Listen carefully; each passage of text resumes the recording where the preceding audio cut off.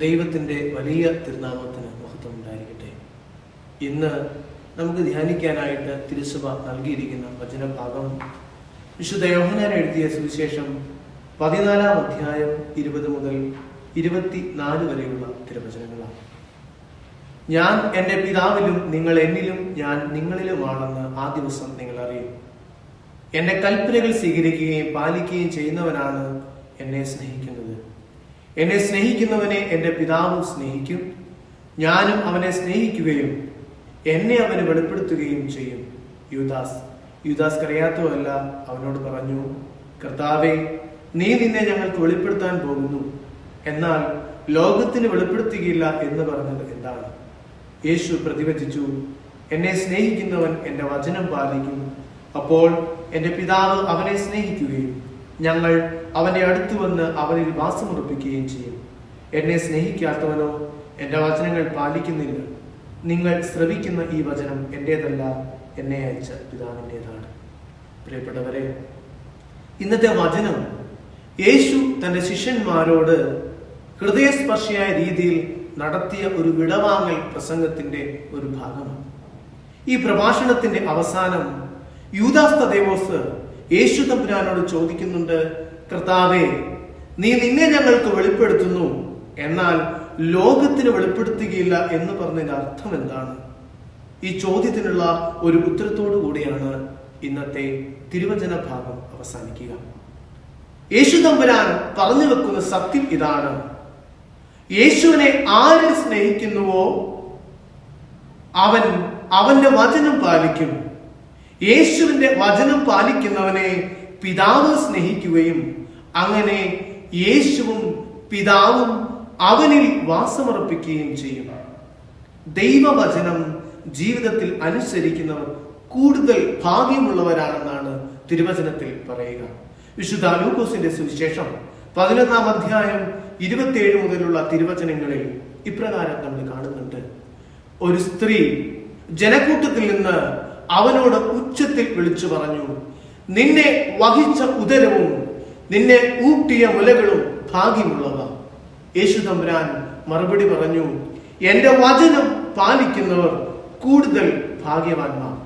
വിശുദ്ധ മത്തായിയുടെ സുവിശേഷം 7-ാം അധ്യായം 24-ാം തിരുവചനം, വചനം കേട്ട് അത് പാലിക്കുന്നവർ വിവേകപൂർവം പാറമേൽ തങ്ങളുടെ ഭവനം പണിത് ഭാഗ്യശാലിയായ മനുഷ്യന് തുല്യനാണ്. വെള്ളപ്പൊക്കമുണ്ടായി, കാറ്റൂതി, അത് ഭവനത്തിന്മേൽ ആഞ്ഞടിച്ചു, എന്നാൽ ആ ഭവനം വീണില്ല, കാരണം അത് പാറമേൽ പടുത്തുയർത്തിയതായിരുന്നു. ആരെങ്കിലും എന്റെ വചനം പാലിച്ചാൽ അവർ നിത്യമായി മരിക്കുകയില്ല എന്ന് തിരുവചനം പറയുക. എന്റെ വചനം പാലിക്കുന്നവർ ഒരിക്കലും മരിക്കുകയില്ല എന്ന് തിരുവചനം സാക്ഷിക്കുന്നുണ്ട്. കണ്ണിന് കാണാമാവാത്ത ഒരു ചെറിയ വൈറസിന് മുമ്പിൽ ഈ ലോകം മുഴുവൻ തല കുമ്പിടുമ്പോൾ, ഈ കൊറോണയ്ക്കും അപ്പുറം എന്താണ് ലോകമെന്ന് ചിന്തിച്ച് കൊണ്ടിരിക്കുമ്പോൾ, ഓരോ മനുഷ്യരും അകലം പാലിച്ച് അവനിലേക്ക് തന്നെ പിന്തിരിയുമ്പോൾ, അടച്ചിട്ട ദേവാലയങ്ങൾക്ക് കഥകൾക്ക് ഇപ്പുറത്ത് ദൈവം ഉണ്ടോ എന്ന് മനസ്സ് തവിപ്പിക്കുന്ന ചോദ്യങ്ങൾ നമ്മുടെ ഉള്ളിൽ ഉള്ളപ്പോൾ, നമ്മൾ ചിന്തിച്ച് കൊണ്ടിരിക്കുമ്പോൾ, ഇന്നത്തെ തിരുവചനം നമ്മളോട് പറഞ്ഞു വെക്കുന്നത്, എന്റെ വചനം പാലിച്ചാൽ, ദൈവത്തിന്റെ വചനം എന്റെയും നിങ്ങളുടെയും ഹൃദയത്തിലും ജീവിതത്തിലും പാലിച്ചാൽ, ജീവിച്ചാൽ ദൈവം നമ്മുടെ ഉള്ളിൽ വസിക്കുമെന്നാണ് തിരുവചനം നമുക്ക് നൽകുന്ന ഉറപ്പ്. പ്രിയമുള്ളവരെ, ദൈവവചനത്തിൽ ഉറച്ചു നിൽക്കുവാൻ, ദൈവവചനത്തിന്റെ സാക്ഷികളാകുവാൻ, ദൈവവചനം സ്വീകരിക്കുവാൻ, ജീവിക്കുവാൻ ഇന്ന് തമ്പുരാൻ നമ്മളോട് ആഹ്വാനം ചെയ്യുമ്പോൾ, ഈ വചനത്തിൽ ഉറച്ചു നിന്നുകൊണ്ട് ദൈവം വസിക്കുന്ന, ത്രിത്വം വസിക്കുന്ന ഒരു വലിയ മകളായി തീരുവാൻ നമുക്ക് ഒരുങ്ങാം.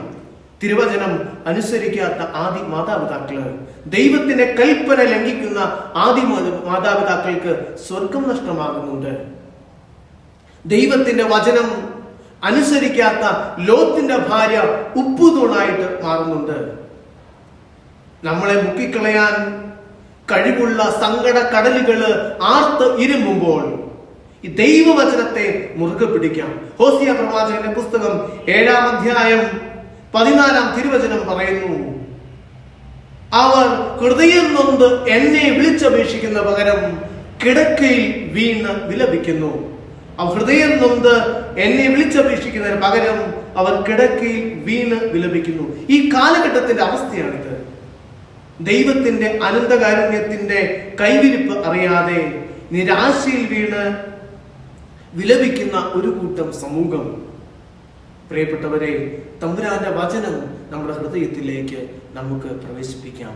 തമ്പുരാന്റെ വചനത്തിൽ ഉറച്ച് നിന്നുകൊണ്ട് നമുക്ക് മുന്നേറാം. ഇന്ന് വിശുദ്ധ യൂദാ തദേവൂസിന്റെ തിരുനാൾ നമ്മൾ ആഘോഷിക്കുകയാണല്ലോ.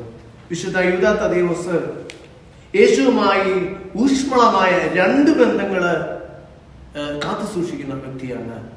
സ്വന്തമായ ഒരു വലിയ വിശ്വാസം ഉള്ളവനുമാണ് വിശുദ്ധ യൂദാ സ്ലീഹ.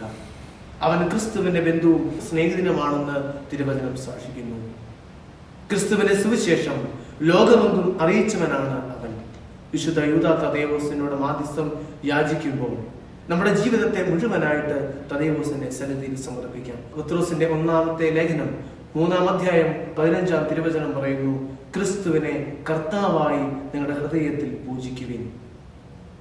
ക്രിസ്തുവിന്റെ സ്നേഹചൂട് എന്നും നെഞ്ചിലേറ്റിയ വിശുദ്ധ യൂദാ തദേവൂസിന്റെ കൂടെ നമുക്കും തമ്പുരാനോട് ചേർന്നുകൊണ്ട് തമ്പുരാന്റെ വലിയ സ്നേഹം ഹൃദയത്തിലേറ്റി തമ്പുരാന്റെ വചനം ജീവിതത്തിൽ ഏറ്റി നമുക്ക് മുന്നോട്ട് പോകാം.